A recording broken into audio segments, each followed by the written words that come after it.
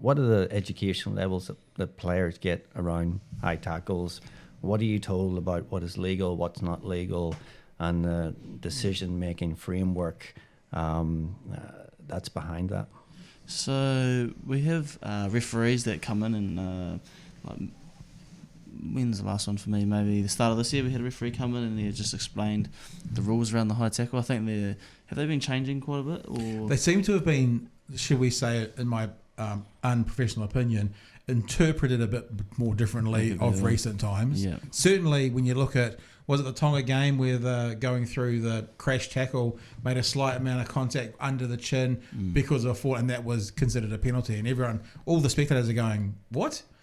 So I think it would appear the interpretation has been different maybe rather than the rule change. Would that be fair, Paul?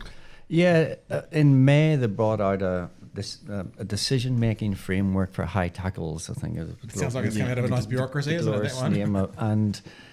And Reece Hodge, the Wallabies player, got sent off. Well, not sent off. He didn't get even penalised against Fiji, but then he was subsequently cited and given a 3-game ban.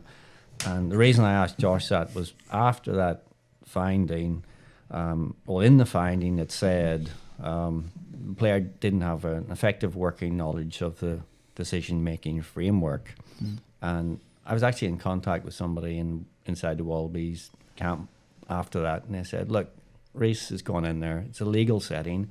He's sweating bullets already because he doesn't want to be there. He's got QCs asking him questions. Of course he doesn't have a detailed knowledge of the decision-making framework. And I just wanted to know from a player whether they do, or it's just so much, well, don't hit somebody in the head. That's about as far as it goes. I think it's a bit of both. If you ask me the detailed curriculum for high tackles, I probably couldn't tell. I could tell you probably a rough idea. Which would be what? Give us the rough idea first. So swinging arms to the head is yellow card. Yep. If it's because he's falling, so if it's because something to do with him that he's falling, then the penalty is reduced. Yep. No arms to the head, red card. If he's falling, they reduce it to a yellow. Right. So or just don't touch the head is the main.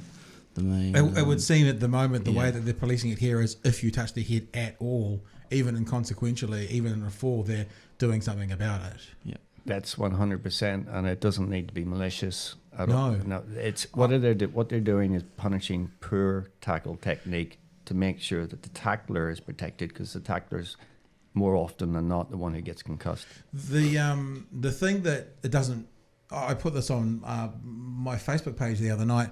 The thing that unfortunately doesn't quite work if they're talking about consequential tackles was in that very same game. I've got a snapshot of a line out, another try. Beauden Barrett, 35 minutes in. Beautiful kick there by, I think, Sonny Bill, was it? Was that Sonny Bill? Gosh, he's trying to, the last kick he put in the international spotlight wasn't so great shot. So he's making up for that one. So that's Beauden Barrett under the black dot. Oh, yep, look at that. How was the offside line there?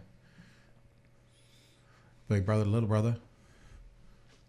Nice.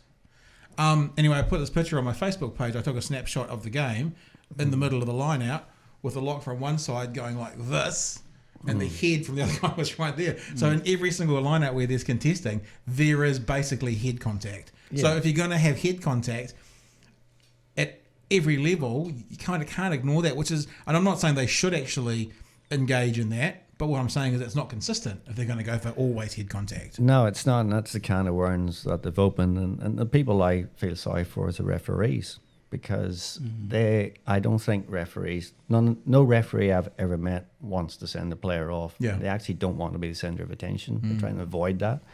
And they'll talk to the players beforehand about, what they're trying to avoid and stuff. They do not want to send a player off. And this framework they've been given is designed to remove players from the field of play. So that's what they're wrestling with at the minute.